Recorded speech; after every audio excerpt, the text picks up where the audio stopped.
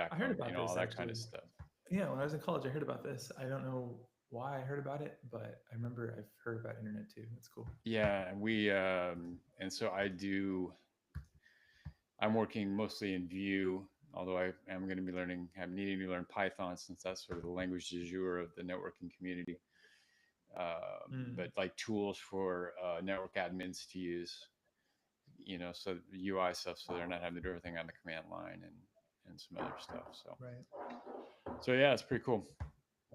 Pretty cool. Yeah, nice. All right, we are live. Does that mean we have live viewers? Yes, we do. So I just reposted a tweet on Twitter. Jazz Jabber puts Oh, out, okay. and then I think we're on YouTube too. And let's see, what do we got? I thought we were doing Facebook, but maybe not.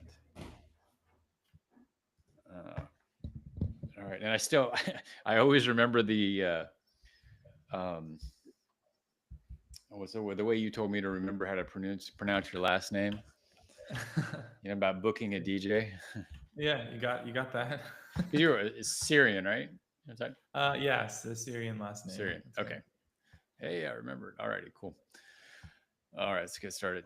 Hello, everybody. Welcome to another thrilling episode of JavaScript Jabber. I am Steve Edwards, the host with the face for radio and the voice for being a mime, but I'm still your host. And Siri thinks I'm talking to her for some reason. With me today, we have a special returning guest, Mr. Faraz Abuka DJ. How you doing, Faraz? I'm doing good. Thanks for having me here. Yes. For those of you that wonder how to say his name, it's think about like booking a DJ for a show or something like that. That's what he told me, and it still works for me. I'm impressed you remembered that, Steve, because Yes. that's I mean it is pretty memorable, I suppose. Yes. Yes. So for us, before we get into our lovely dark world of internet hacks and people trying to steal cryptocurrency, why don't you give us a little background on who you are and why you're famous and your company and what it does and all that good stuff? Cool. Yeah, I wouldn't say I'm famous, but I'm happy to give you a background on I would, but that's what just I've me. done to date. Yeah, so I started off kind of writing open source software. That was kind of what I did for most of my career. I found the early Node.js community to be like a really welcoming and awesome place. Kind of found my way to the early NodeConf conferences, in the one in San Francisco that Michael Rogers organized, and as well as the NodeConf EU, and kind of just got really addicted to publishing NPM packages. Published a bunch of those over the years, some projects like WebTorrent and Standard.js, and yeah, I just learned a lot about the supply chain, the way that open source software is used by companies, the way that open source development happens, and I got really addicted to it, and it was really fun. It's an amazing community, and ultimately that kind of led to me starting Socket in 2020. After seeing a ton of attacks happening against JavaScript packages, I got kind of obsessed with like trying to fix the problem. Like I was like, why do we accept that packages are just going to keep getting compromised, and every time that happens, we're just going to have to hope that we were lucky and not affected by that in some way or another. Like, can't we actually be proactive about this, scan for this, prevent this? And so I started a company, Socket, to do that. And now we're like, it's a big company now. I mean, we're like 75 people. We have a ton of big customers, a lot of companies you probably recognize, and just trying to help people use open source safely. So just to clarify, Frost and I were talking about this ahead of time. His website is socket.dev, not socket.io. If you make that mistake, socket.io is Guillermo Rausch's old library for doing WebSockets. Socket.dev is Frost's entity that helps keep supply chain stuff safe. So, uh, Frost has quite the list of recent compromises and attempts to compromise the NPM supply chain. I know that the most recent one that comes to my mind that we got hit with was the one, and we'll get to this, the Chalk library and all those libraries by that same author that got compromised with the crypto, trying to steal cryptocurrency stuff. And fortunately Mm-hmm. for us, we weren't using those libraries, so we were okay. But apparently, that's just one in a string of recent compromise attempts. So, with further ado, I'll let Frost take over and talk about what's been going on lately. Yeah, sure. So we've seen a bunch of attacks over the last couple months. I'll try to give you like a high level summary, and then we can dig into the different details if that's interesting to you. Um, yeah, so we saw a phishing campaign that started about 2 months ago, back in July, where a lot of kind of popular NPM maintainers got this phishing email that was impersonating NPM and asking them to like add 2FA to their account. And it turns out that that email was actually sent from, well, it appeared to be sent from support@npmjs.org, which is like a real email that NPM uses. But actually, it wasn't sent from there. It was just spoofed. And unfortunately, the npmjs.org domain didn't have the proper like email headers set up, DMARC and SPF headers that would have helped different email clients to know that that email wasn't legit from npmjs.org. Turns out like they send email from npmjs.com, and that had the headers set up, but npmjs.org is a real domain that npm uses, so it was still quite convincing to get an email from that for people. So lesson learned there is like you need to set up these email headers, these DNS records that help block spoofed emails, even on domains that you're not sending email from. As long as they're like a domain that your users recognize that you use, you got to protect them with those same DNS records.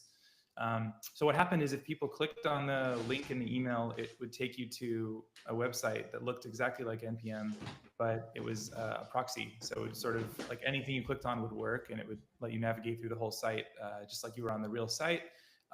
But the domain was off by a letter, so it wasn't the real site.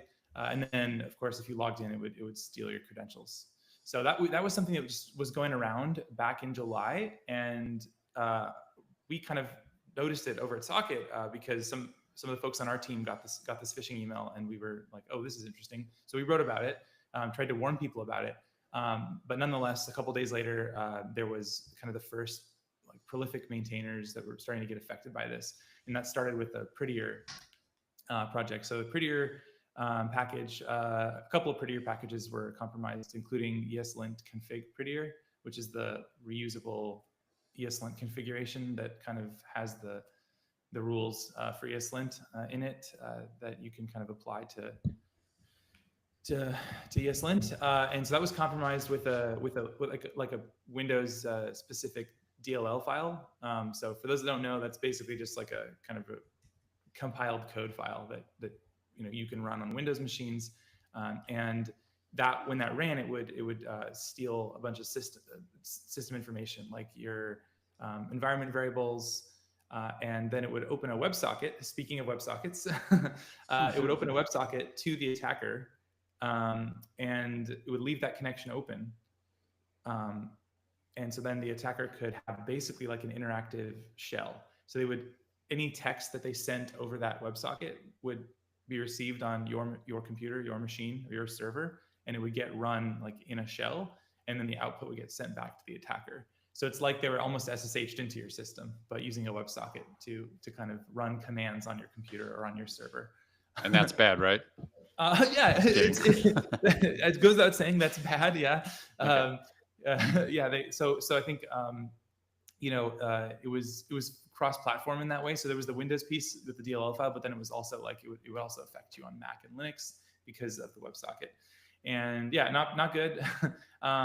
They also kind of tried to hide their tracks through different like anti-analysis techniques. So they would encrypt the data going across the WebSocket. So if you were like looking at the text, you wouldn't see like what was going across that socket.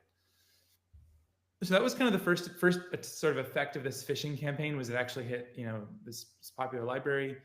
Then it was kind of all quiet for a little while, for about a month there, until August, when the popular NX build system was had one of their packages compromised.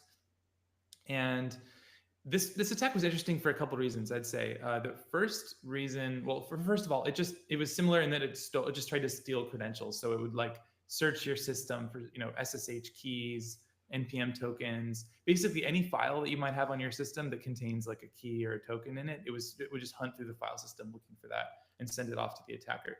But what was interesting about how they did it was it didn't just use like you know just code to do that. It instead abused AI tools like Claude and Gemini to scan your file system for sensitive data, which is a technique that we had never seen before. So this means that it would look for Claude or Gemini installed on your system, like this, the CLI tool that lets you interface with these AI agents and these AI tools, and it would use them to with a prompt, asking the agent to go and like search your file system for interesting files, and then it listed out a whole bunch of file extensions in the prompt, like .txt, .log, .env, .back, just different kind of interesting extensions that could have keys or data in it that might be interesting to the attacker. And then the agent would go and find all those files and then collect them in one place that could then be sent off to the attacker. So I'd never seen like an LLM being used in this way, kind of as a like effectively that the payload of the attack is not like some malicious code. It's actually just a couple sentences in English. So that really blew my mind when I saw that. So was that effective then? Did you find it working, or just that was the attempt? Oh no, it was effective. Yeah, I mean, if you had to have Claude or Gemini on your system for it to work, if you didn't, it wouldn't do anything. So that was kind of the funny part, was it wasn't, it wouldn't affect you if you didn't have those CLI tools installed. So they kind of limited their reach a little bit, but I suspect they did it because it was an attempt to get past code scanning tools that look for suspicious code, and if it's just a string, then a lot of those scanners will skip it. That said, Socket wasn't tricked by this, because we use LLMs to look at the code, which is a newer technique, right? A lot of the sort of other security tools do static analysis on the code alone, but if you actually use an LLM to look at the code, an LLM isn't going to be tricked by a sentence. You can ask the LLM, like, what is this code doing, and it'll look at the prompt and it'll tell you. So there's, with the right prompting, that actually, it's possible for like defenders, for the good guys, to also use these AI tools to catch the bad guys using AI tools. So it is a cat and mouse game to some extent, but I think it didn't get past us, but I would say it was effective in that if you actually ran the code, it worked as it was intended to. Okay. Yeah, so that's we're still not to the chalk attack yet, but I wanted to say one other thing about this one. So NX, I don't know if you're familiar, but it's this build system. So it's kind of an open source project. They have a GitHub repo that folks can contribute to. It's just a kind of a standard npm open source project like people are familiar with, and so they accept pull requests from the community. And one thing that was interesting about the way that this attack happened was it didn't use the phishing email. So that's not how the attacker got access. They used a different method.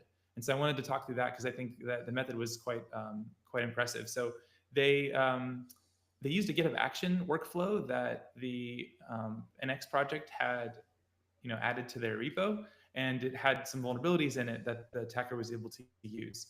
And so I want to walk through that, because I want to make sure people are aware that GitHub actions are they're very powerful, they're very useful. I use them all the time, but they're also very dangerous if you don't use them correctly. And there's a lot of foot guns, like just ways that you can just think you're doing something very innocent, very, very, very, that doesn't look dangerous, but it's actually like a trick. Like you're actually doing something very dangerous, and it doesn't seem that way. So the thing that they did a couple things, but the first one was they were trying to print out the PR title in the action. So they had this echo command that just said like echo PR title, and then it put the variable, into the command that would print out the PR title. The way they did that with echo, right, and by putting the variable in there, created a shell injection, which it's very similar to a SQL injection. If people are probably more familiar with SQL injection attacks, and that just means that an attacker can effectively insert their code into the command. So it's instead of something being treated as data, it is inadvertently treated as code and executed.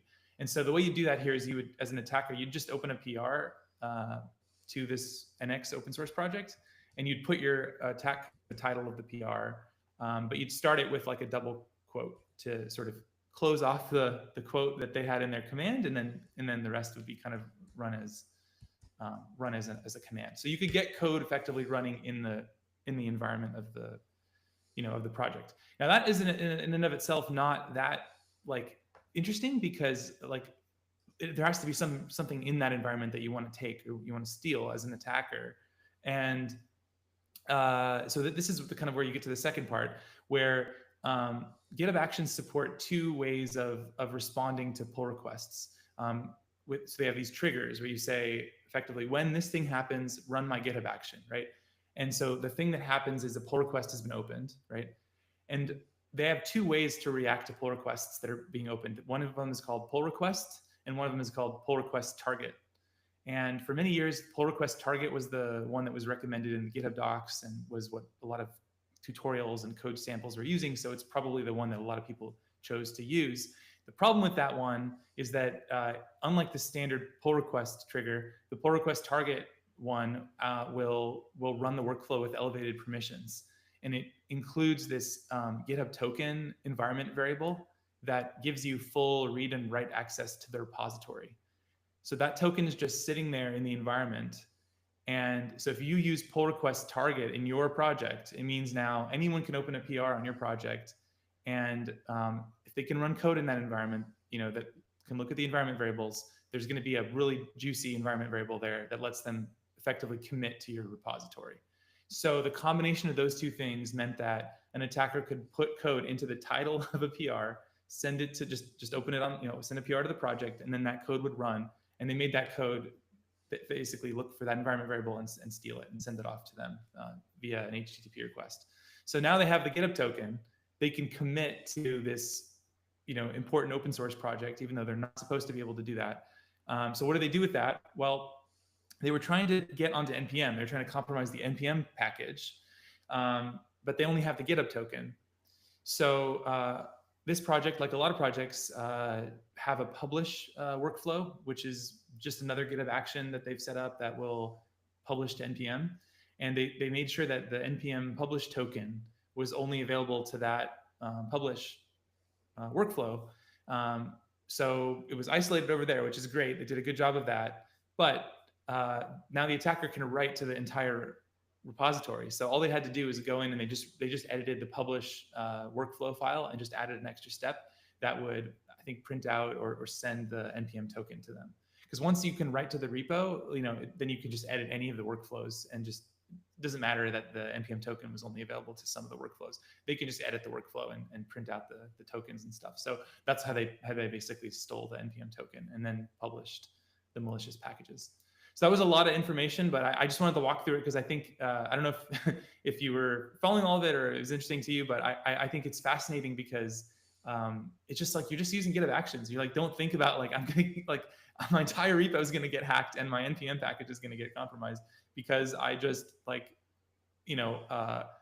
printed out a PR title like in my GitHub action. Like that doesn't seem like it should lead to that. So it's pretty wild. So a couple things. One, for those who want a good example of SQL injection attacks, look up XKCD number 327, otherwise titled Exploits of a Mom, and you'll recognize Bobby Tables. Yeah, I'll just leave that for you to look up. That's one of the few XKCDs that I have memorized, the number, that and nerd sniping. But so a question for you then.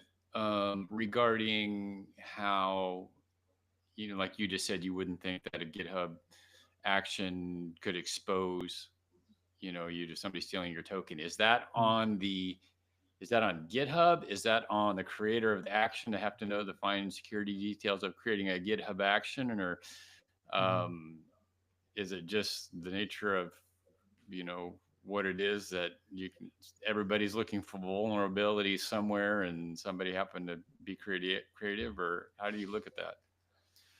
I mean, as with security, all things in security, it's a complicated answer. I think there's blame to be shared on all sides, but I put probably more of the blame on the design of GitHub Actions because it's not fair. I don't think it's fair to, have kind of a bad design or bad defaults and then just say, oh, well, I documented it, go read the docs. The docs tell you how how not to use this. If you have too many like booby traps, or what sometimes called foot guns in the design of something, then you definitely have some of the blame on the creator of that design. So there were a few things in the design here that were non-obvious to people, I think.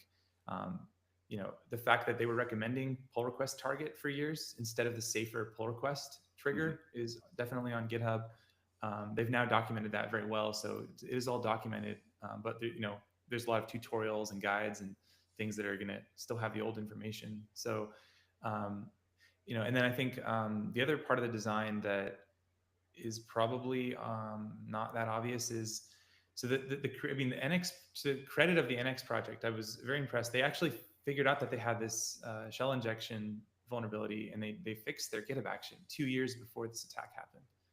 So from their perspective, they fixed the problem. Like, they fixed the echo issue, and so how are they still affected, right? That's kind of another interesting part of the story. It turns out that if you have an old branch that still has still has an action on that branch, then anyone can open a PR against an old branch, right? Like, when you open PRs, you can target any branch. You don't have to open the PR on master or on main. You can open the PR on something from 2 years ago if the branch is still there. And so they had fixed this issue 2 years before, but it was still lying around on an old branch. And so again, to me, that's like, I guess technically that's probably explained somewhere in the GitHub Actions documentation, but I as a security person probably wouldn't have made that connection. Like, I like to be kind. I like to sort of be try to have some grace for people that are just trying to do their best to like do things right. And I think there was a lot of things that the NX team did really well here, and yet despite all that, like, they were still affected. So I definitely put some of the blame on the design of GitHub Actions here. Well, that's interesting, because I don't remember when it was. I want to say within the past year, somebody raising a question with GitHub regarding the deletion of branches and whether or not they're truly deleted. And, because they're thinking, okay, I'm deleting this branch, it's gone, and GitHub saying, no, that's a feature, not a bug. As they purposely keep old branches around if you say you've deleted them. And I was like, okay. And I can think of a time where that has been useful, where I wanted to recuperate an old branch for some reason, and it's still, and I know that GitHub isn't deleted, but at the same time, that looks like a two-edged sword in the case that you're describing, and that someone thinks they deleted it, but it's really not. And so now you got to worry about old branch you supposedly deleted, which is still around. It can be used as an attack vector. Yeah, my head spins just thinking about it. So anyway, this also matters a lot when you're trying to clean up like an accidental commit that contains a secret or a token, and you go and you force push to try to get rid of it from the history, but then it's actually like still lying around on GitHub.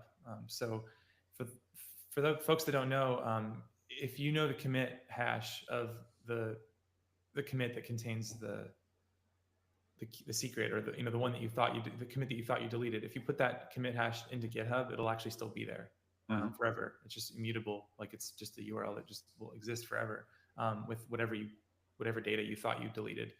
So if you want to actually fully delete it, you have to contact GitHub support and basically ask them to go and manually delete it. Yeah. So even if you force push, the only truly I think clean way to fix it is to completely delete the entire repo.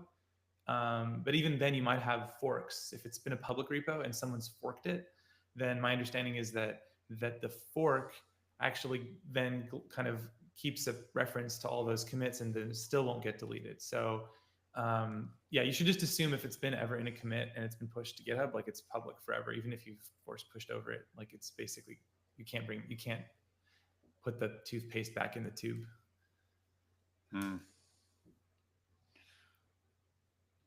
Interesting.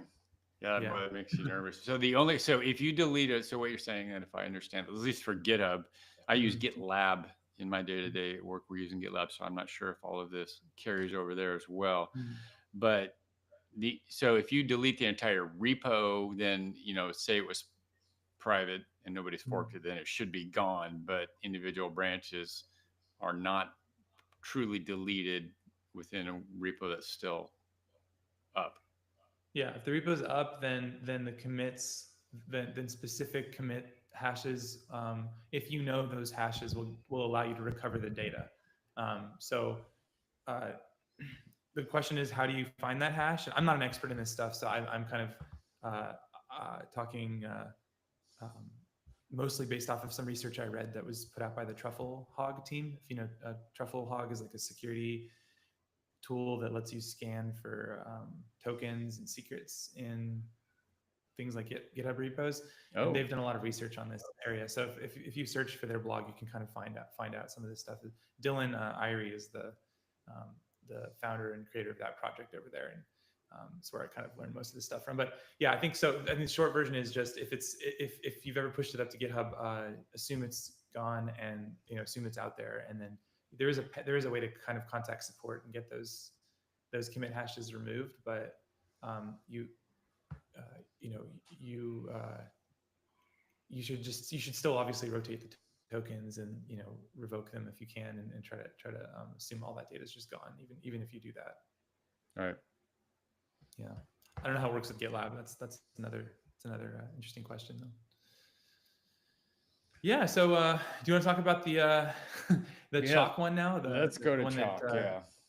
Chalk. Okay. In regards to another 2FA email reset being compromised. Yeah, that's right. That one was a similar email. This time the email originated from support@npmjs.help. So I don't know. I kind of feel like that email is obviously not legit. But that said, there are a lot of companies these days using these interesting new TLDs. Right. And is help legit? Is that a TLD? I suppose it is. Yeah. Let me see. Google it really quickly here. Yeah, it's a Google that I hadn't looked. There's so many, it's hard to keep track of them all.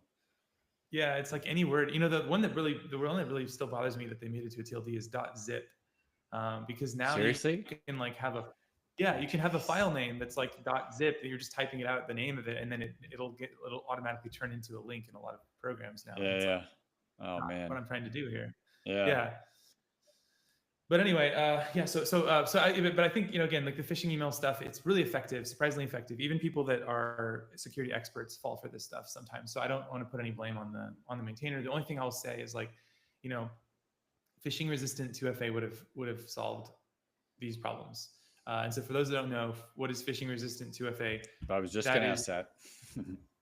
Yeah, so 2FA is just a second factor, right? Second factor, two-factor authentication. It's just the idea that you provide some other evidence that you are who you are, besides your password. Typically, you'll see things like a time-based code, or you'll see like a text, like a two-factor via a text or via another app or something like that.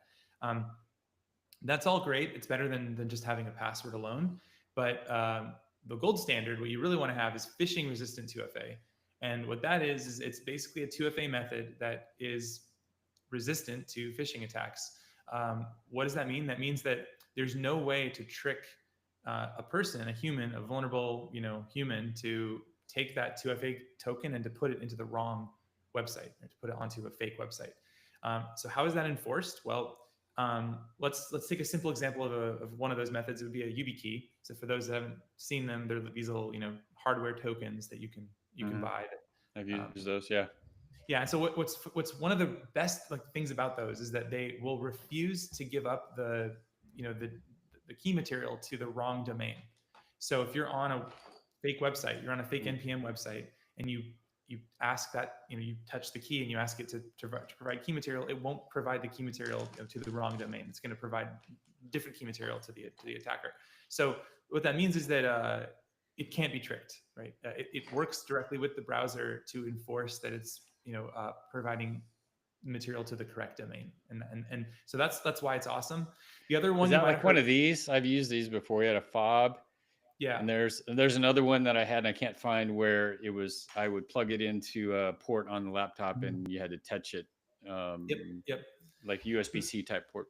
Yeah. So the only it's all the real benefit of it is just that it sort of the site knows that, okay, I'm talking to the person who's in physical possession of this device, so they know that some attacker isn't, unless they stole the device from you, right? Like what they're validating is that you have this physically in your possession. But the other piece of it is the phishing resistance. So the device is smart enough to not give up the material to the wrong domain, because it's literally working with the browser to check the domain and only provide it to the correct domain. So that's the kind of power of it. The other thing you've probably seen a lot more of these days is passkeys. There's a lot of Yes. sites that are prompting you now for passkeys, and for a while I was like, another thing I have to learn, but but passkeys are also really cool. Passkeys have the same property in that they it's working with either your password manager or your operating system to store this passkey, and this passkey will only ever be given up to the correct domain. So again, it's phishing resistant. It can't be tricked to, it won't get entered into a fake site. So Now, correct me if I'm wrong, but a passkey is specific to the device, right? So you can't have one key passkey that you use in multiple places, or is that wrong? it does lock you to a device in theory. Although I have 1Password, and I put my passkey into my 1Password. And Oh, really? You can do that? Yeah, you can do that. Yeah, and that way, if you get a new device, or you get a, I can set up my passkey once on my computer, and then when I'm on my phone, I have my 1Password there as well, and I can just log into the same site. I don't have to keep binding numerous passkeys on every device and do it all over again when I get a new device. Oh, that's cool. Yeah, because I have that same setup, because we use 1Password at work, and I use it like for ADP, which is our personnel HR management stuff, and I use it there all the time with with the fingerprint on my MacBook, which is tied to 1Password, which then gets me in. But I didn't realize I could use that across devices. That's cool. Okay. Yeah, I think you can. So I'm not sure that the standard is very complicated. There might be a way that some sites can prevent you from putting your passkey into something that has cloud sync. But don't quote me on that. I'm not I just know there's a lot of complicated options, and sites can demand certain properties of the device, of where the passkey is being stored. But okay. Generally, too late. I already put it on Twitter. Frost said that passkey. I'm kidding. No, but in my experience, I can basically put a passkey into 1Password anytime I've been prompted. So it's pretty cool. So anyway, the reason I bring all that up is just to say that basically the maintainers wouldn't have been able to be tricked if NPM had mandated 2FA with this phishing resistant property. So it's somewhat disappointing that this was somewhat preventable. If NPM would have been willing to kind of force this on maintainers, which is, I'm not saying it's costless. Obviously, there's some cost to kind of making everybody go through this, but for prolific maintainers with access to billions and billions of downloads per week, I think it's probably it's obviously, in my opinion, a good trade-off to make those maintainers take this extra step. So what happened here was this Kix maintainer was compromised. He fell for the phishing attack, and then he had access to a lot of Cinder Sources packages. And Cinder Source is an awesome, amazing, prolific maintainer who has some of the most useful and popular packages on NPM. Powers a huge, huge portion of the JavaScript ecosystem, and so that compromise was able to allow the attacker to insert some code into those packages. In this case, the code was crypto stealing code. So it worked by hooking into the fetch API and the XML HTTP request API and various wallet provider APIs. And so what it did was if you called those functions in your front end of your site, it would be able to rewrite the transaction data and replace the legitimate addresses with attacker controlled addresses. So they were just effectively trying to insert themselves in the flow and make sure that you sent the money to them instead of to your intended recipient. Yeah, I remember when that came out, there was a bunch of them. And by the time we got notification and looked, I know that, was it Chalk? That's the one that comes to mind. I know there's some other libraries that had already had an updated version. I think they'd rolled back to a previous commit or something like that. I don't remember how they did it. And so if you installed that, then you were pretty good. Yeah, but this was a lot of popular packages. There was Chalk, color packages, right. Debug is a big one that people use. I use Debug. Yeah. So there's just a lot of these low level, widely used packages. Sort of a left pad type thing again. Yeah, exactly. Yeah, so that was a very big one. Fortunately, it was only live for 4 hours, but if you were unlucky enough to install during those 4 hours, you were affected. So this is kind of why we started Socket, to be totally honest with you, is because it seems like everybody is like reactive to these things. You know, oh, I read about, oh, Chalk was compromised. Oh, let me check my system. Did I install the vulnerable version or the malicious version? And then you just kind of hope that you were lucky enough to not have run an npm update during that window of time. Mhm. And it just like feels like, you know, we ought to be able to do better than this as a community, you know, as an industry. Like we can, you know, I mean, fundamentally, the problem is we're installing code that we haven't evaluated. We haven't looked at the code that we're running. That's really what it comes down to, is we're hitting install, we're pulling code in from the internet, we're not looking at it, and then we're executing it. That's where I think, you know, treating this code differently, treating it as something that's part of your application, that is your responsibility. It's something that isn't just a black box. It can help, you know, change this sort of risk profile here.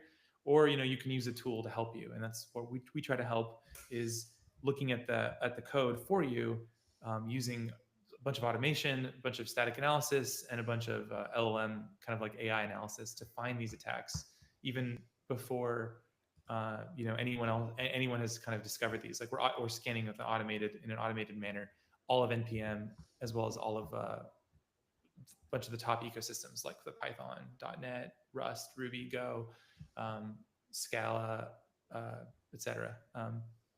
So yeah, so then hopefully, you know, we can sort of be in the middle of that, and prevent those packages from getting on your system.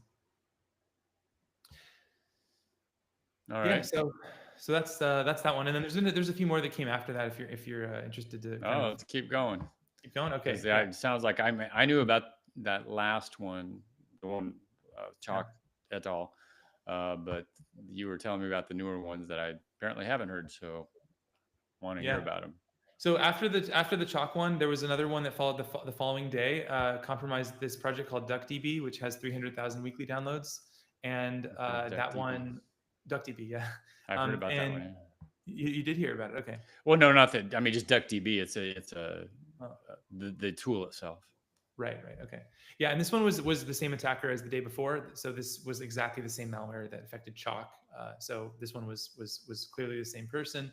And then the following week, there was another set of attacks, and this kind of brings us toward the end of the story. So this one was interesting because it affected another color library. I don't know why it's always a color library, but it was a color library called TinyColor. And on the Monday of September 15th, it hit about 40 packages.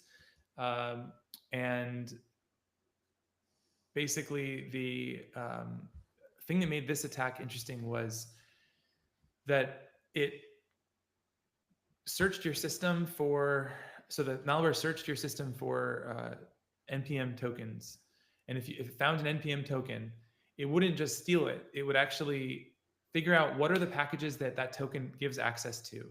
It would download those packages, the tarball, you know, the actual code of the package, and it would insert like itself. It would replicate itself, the malware, into that package, and then publish it back to npm. So as a new package. As a new version of the existing package. Oh wow. Okay. So if you if you were affected, you would not just have your npm token stolen, but all your npm packages that you maintain, that you have access to, would be infected with the same malware, so that it sort of spreads like a virus, like a worm, through all of npm. And so within like a day, so by Tuesday, September 16th, by the following day, 500 packages had been affected by this. It just spread like a worm, completely through npm, infecting like even some pretty like surprising packages, like CrowdStrike's packages, which is a security company that like a lot of people use, and one of the largest security companies. So it's just interesting to see how wide this kind of spread before it was you know, killed.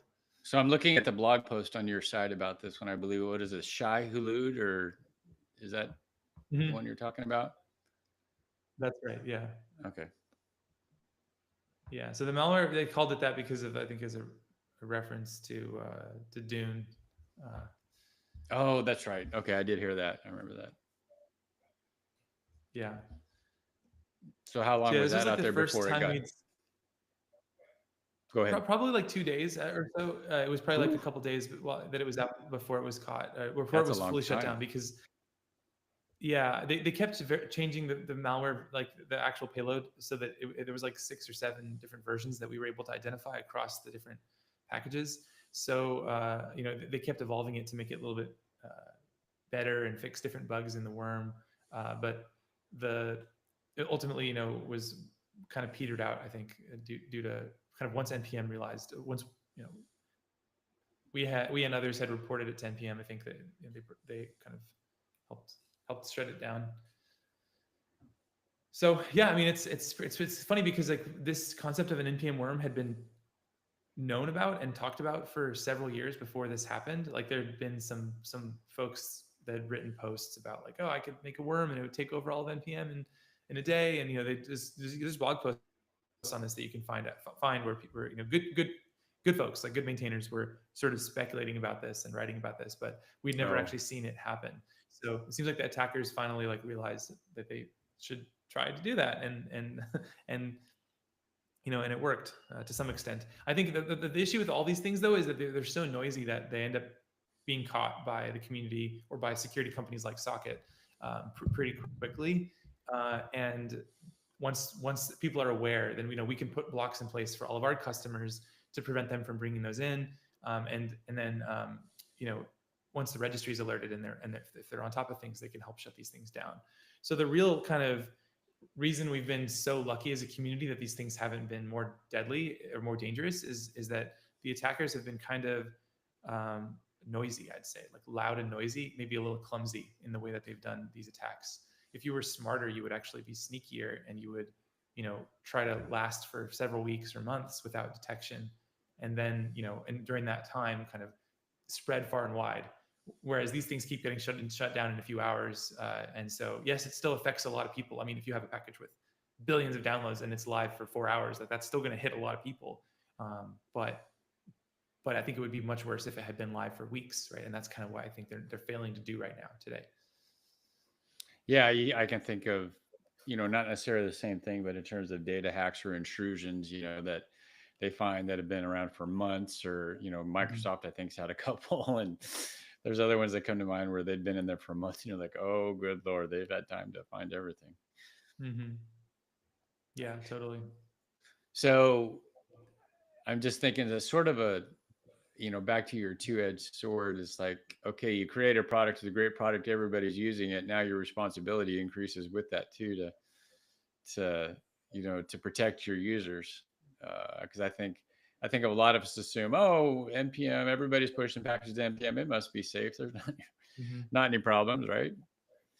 But you were talking about uh, the blog post that people had written, say, hey, I wonder, if I wanted to write a worm, I could do this and this. So are those in retrospect that people noticed those blog posts that people had been writing, or was that people had been, or somehow bad guy just read, saw those and said, hey, let's try it? But was it in retrospect that people said, oh yeah, somebody's been writing about this for a while, we should have done something about it? I think that likely the attackers probably just independently thought of it. I Oh mean, really? there's been so many. I don't know. I mean, who knows? But Yeah. I feel like this is the kind of thing that if you have the attacker mindset or the security mindset, that you think of these things just for fun all the time. Like I mean, Right. like hackers are it's obviously that all the things we've been talking about in this podcast are all bad in the sense that they're all stealing data, and it's all crimes. But there's another angle by which hacking more generally is kind of this creative endeavor, where you're trying to find a gap between the written rules of a system and the actual rules of a system. So the written rules of the system say, like, yeah, npm is a place you publish code, and it's you know uh, only legitimate people can publish code there, and therefore you can kind of rely on it. But the actual rules of the system are, there's many ways to get access to packages that you shouldn't have access to, and kind of the attackers and these hackers are good at seeing those gaps. And that's really what hacking is seeing these gaps or these differences between the way the system is supposed to work, the way that it works on paper, and the way that it actually works. And so I think any kind of creative mind or good hacker mind could have thought of something like this worm, and It's just a matter of, who's going to think of it and who's going to do it. And so Right. that's why there's always going to be more attacks. I mean, so that's why security is interesting, really, to be honest with you. Like, I love it because it's always changing. You have an adversary that's evolving and changing. If you learn like architecture, or you learn, pick your whatever field that you pick, like, the laws of gravity don't change. So if you know how to build a bridge today, you know how to build a bridge 100 years from now. Like, it's the same constraints. Gravity is the same physics. It's basically the same, right? Whereas in security, that's not true. You have this sort of intelligent opponent who is adapting to what you do, and so it's a dynamic system. So it's kind of exciting in that way. Yeah, the To be. term I've always used is a cat and mouse game, right? Mhm. Yep. Yeah.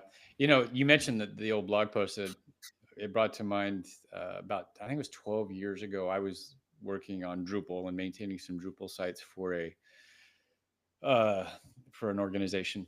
And there was a bug that came out that got put in there, and it was referred to as Drupalgeddon because it was so bad that if your site got infected, you basically needed to start over with your database and somehow, import it from somewhere else. And somebody went back in the issues history for the particular module or piece of code they got and found where somebody had filed a bug report that said, hey, and it all had to do with an array that was passed in and how it handled reading values out of an array. It was something super simple, just a couple characters. Mhm. And they had said, okay, this issue is here. If somebody figures this out, we could be in some serious trouble. And somebody figured it out and nobody fixed it. And it ended up being just a huge thing. But I was just thinking in terms of bug happens, somebody goes back, oh yeah, somebody raised this flag a while ago. But Right. Yeah. hindsight's 2020, right? In anything. In that sense, I mean, I guess, yeah. I mean, NPM has known about this risk for a while, but it's difficult. I mean, I don't want to keep all the blame on them.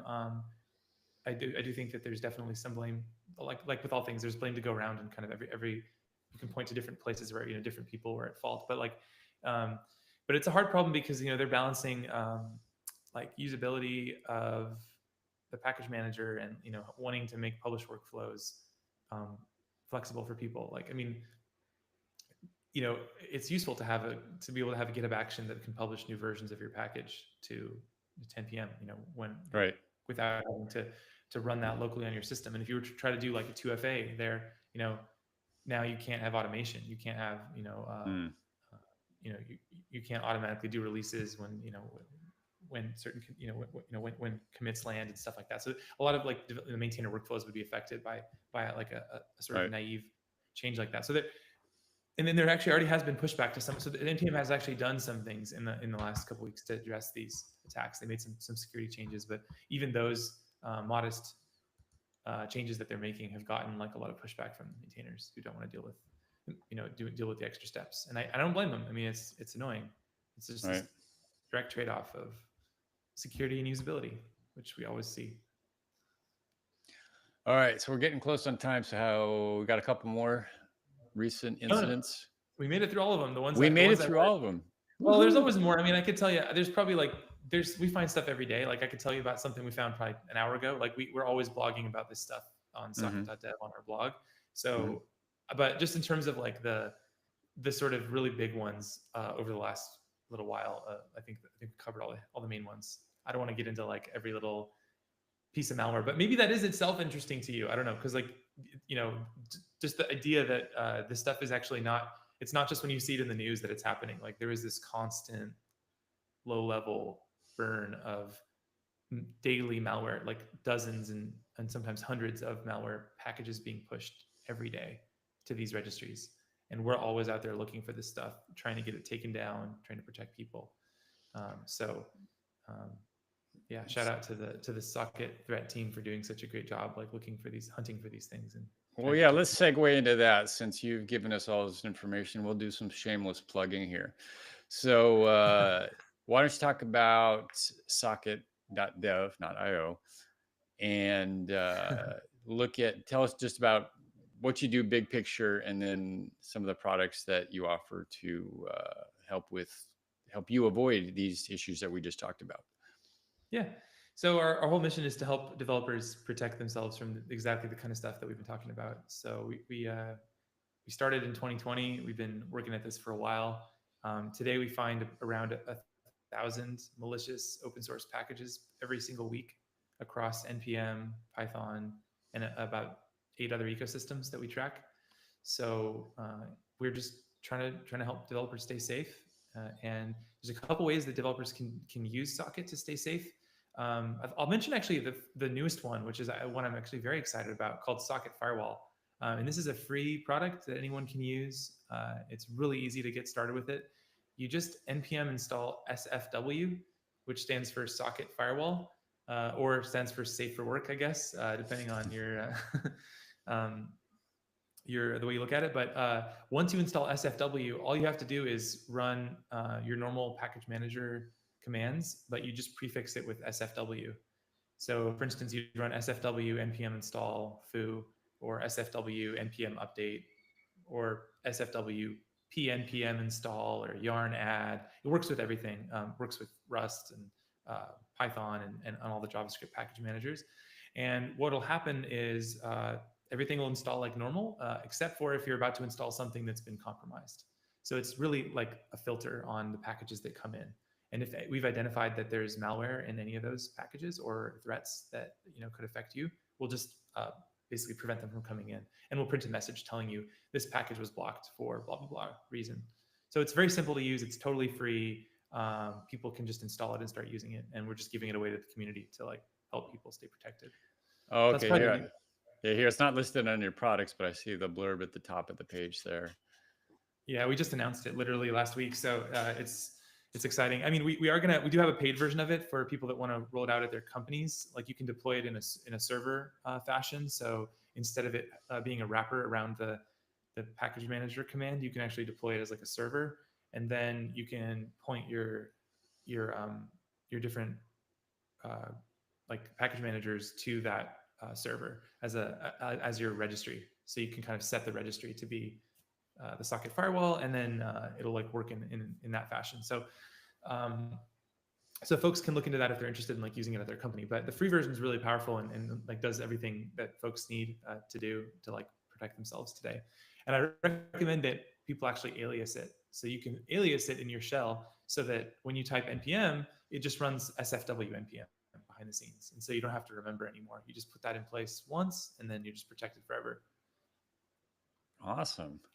Yeah, you can see the details on socket.dev for sure. Yeah, and it's really cool. Yeah, people should definitely check it out. Share feedback. We tried to make it work really well, and it works with npm, yarn, pnpm, pip, uh, cargo, and uv. There's a bunch of different package managers it works with. So cool. Yeah, and then the other thing people can do is our main product. Like this is the main thing we've been doing for like years now. This is our bread and butter. Is we have a GitHub app or a CLI tool that you can use to scan your projects and protect your projects. So if you're on GitHub, it's really easy. You just go to socket.dev, you hit install socket, and it'll give you like 2 clicks. It'll just ask you, do you want to install this on your GitHub organization? And once you do that, then all your pull requests will automatically be protected. So if we see you about to upgrade to a bad package, we'll be able to put a comment on that pull request and tell you why this package is risky or why you shouldn't use it or what would be a better alternative and all that kind of information. So, and it's all configurable. So you can go in and sort of tell it, I really care about, preventing deprecated packages from getting into our project. And then it'll warn you if you're bringing in a new package that's deprecated. Or you could say, I really want to prevent unmaintained packages from being brought into our project. And then we'll be able to tell you when someone on your team is bringing in a package that hasn't had an update in 5 years. We'll be able to print a little comment and say, hey, this package hasn't had an update in 5 years. Are you sure you want to use it? And it's up to you. You can block in that case, or you can just warn and let them decide how they want to handle it. It's really all up to you. So it's pretty powerful. Awesome. All right. So before we get into picks, obviously we know about socket.dev and your blog on there. Where else can people hear what you have to say or give you money or anything like that? Yeah, just check out socket.dev. I'm personally on X and the different social media platforms, Mastodon, Blue Sky, all that stuff. My name is just Feross, Feross, and then Socket. Socket is on there too under Socket Security. Yeah, and I mean, also just shout out to or let people know like that if anyone is interested in this stuff and wants to talk about security or you know uh, how to stay safe while using open source, just hit me up. I'm happy to like talk about this with people, even separate from like becoming a Socket customer. I also have been a lecturer and like a teacher in the past, so I love talking about this stuff.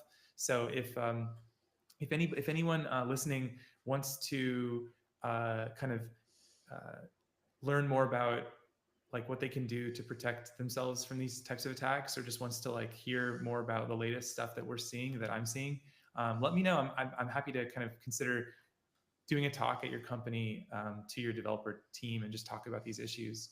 Not like a product pitch or anything, but just talking about supply chain security. I like to do that from time to time. So if you think your company would be interested, let me know. I'm happy to help. All right. Well, don't. I wouldn't have any problem with shamelessly plugging your company, considering all the information you're putting out there. So give Thanks. you Yeah, some we're, free we're trying to we're trying advertising. to we're trying to do the right thing, and like all of our data is public too. You can go to Socket and search for any package, and just we'll give all the data back to you. So you'll see all of our scores and all the findings, and whether it's safe and different risks and quality issues, and it's all open. So yeah, we're just trying to be useful. All righty.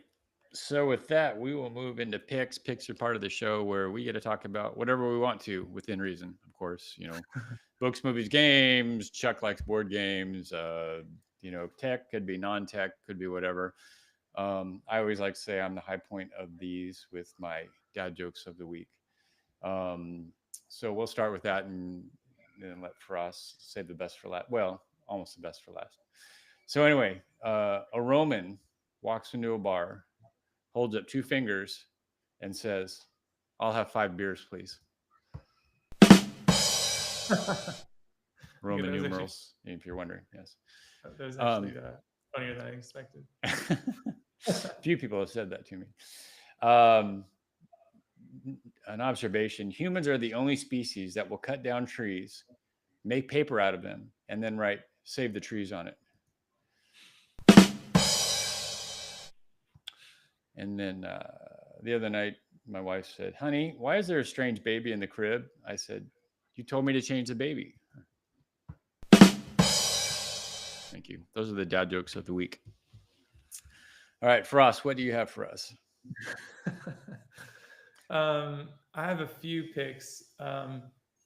One is a book I picked up last weekend called The Power of Now, which is interesting. It's about kind of the idea of like living in the moment, being present, and it's kind of like a spiritual kind of a book. But I thought it was very interesting. It's really a simple idea that like your entire life is experienced in the moment, but yet we spend so much time thinking of the past or thinking of the future. And I'm someone who spends a lot of time thinking more about the future than the past. I don't tend to dwell on things, but I do worry a lot about like uh, what I want to do, what I want to accomplish next, like what am I working on. I like to work a lot, and so I just thought it was very eye opening kind of reminder that you know it's not a good idea to live your entire life just thinking about um, you know what's to come, but like actually take a breath and appreciate how awesome the current moment is. And so anyway, I recommend folks look at that if that resonated at all. My other pick will be just a classic book I always go back to every few years, which is the Ender's Game series. The Ender's Game series is excellent, and even the prequels are just amazing. So Yeah, I've heard about if those. you And haven't, yeah, and what kind of book is that? Is it like sci-fi? Is it or what is it? yeah, it's sci-fi. It's sci-fi. Yeah. So it's about a lot of people have read Ender's Game, I think, but if they haven't, it's basically about a kid who has to go into space and learn how to become like an insanely uh, competent commander of fleets, so he can defend Earth from an alien invasion that's coming. And the series is like kind of it goes in the future. It goes into like a really different direction, and it goes like 2,000 years into the future and follows the kid as he kind of travels through the solar system and encounters like different new alien species. And then the prequels are about kind of the earlier attacks that the aliens did on Earth, and the kind of the people, the humans that kind of fought them. And it's just, I just like the writing style a lot. I think it's really immediate and really simple, clear, crisp, like fast moving language. It's just really a joy to read. It's like a really fun read. Awesome. Is that it?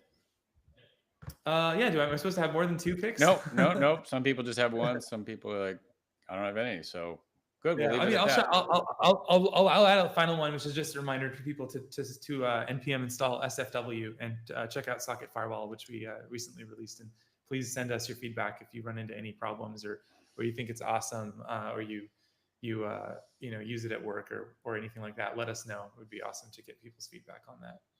Cool.